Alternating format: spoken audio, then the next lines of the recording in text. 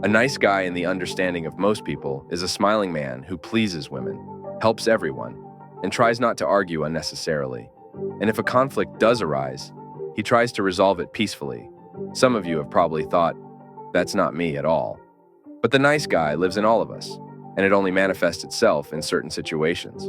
Someone, when communicating with women, lacks firmness, causing them to say, "You're nice, but we can only be friends." Someone cannot defend his position in front of the boss, because of which there are problems with career growth and salary increase. Someone simply does not know how to refuse others. As a result, some people frankly take advantage of this and sit on their necks. Therefore, I will tell you how to remove harmful habits of nice guy from your life forever. Stop taking actions to get a reaction. Let's say some men come to a first date with flowers. What do they do that for? To please the woman, to get her to like them, to get her approval. That's a nice guy behavior pattern. Or another example. When the woman in the relationship starts to drift away, the man tries to pay more attention to her, giving her gifts, complimenting her. This is also a nice guy behavior pattern, by which a man tries to earn more positive points in the eyes of his woman. He doesn't realize he's using manipulation, the main purpose of which is to impress a woman in the moment. And manipulation is never a good thing. So don't try to please anyone, be yourself.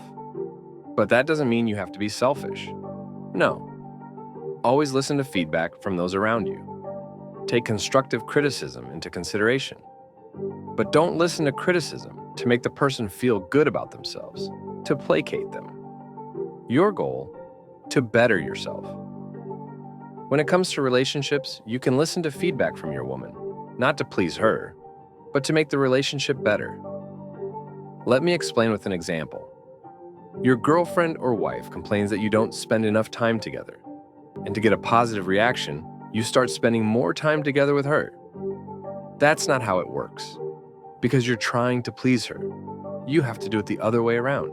If you realize that the woman is really right, and you don't spend enough time together, make it so that from your joint leisure time, you get pleasure. Find common hobbies, common interests. And then it will not be the fulfillment of an obligatory program, but really positive communication with your woman. Good guys believe so-called introjects, or named beliefs.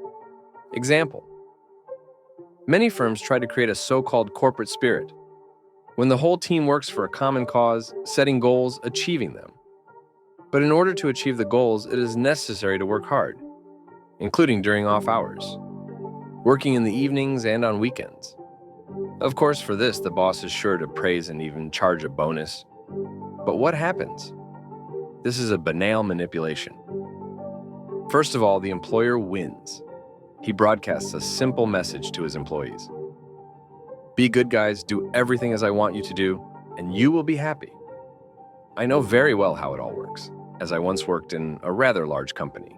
Plus, many people from HR and HR department studied with me at the psychology department, who create the so-called corporate spirit.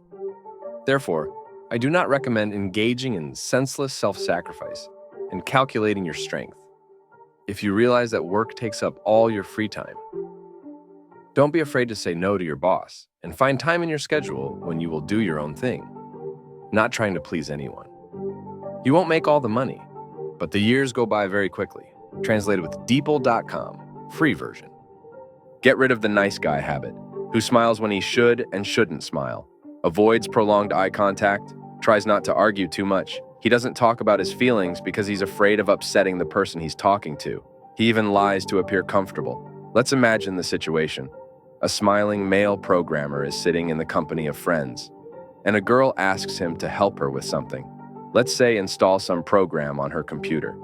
We are not talking about the situation when this is a far-fetched excuse to invite a man to her house and sleep with him. She really needs help with her computer.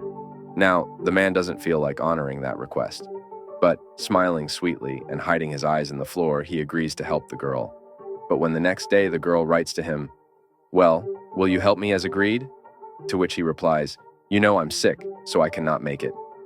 Even though the man feels fine, but he's afraid to tell the truth, and he uses the lie as a way to remain a nice guy in the eyes of others.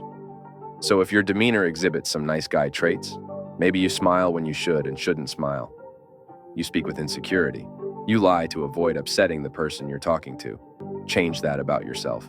Learn to be yourself instead of playing a role to appear nice and good-natured.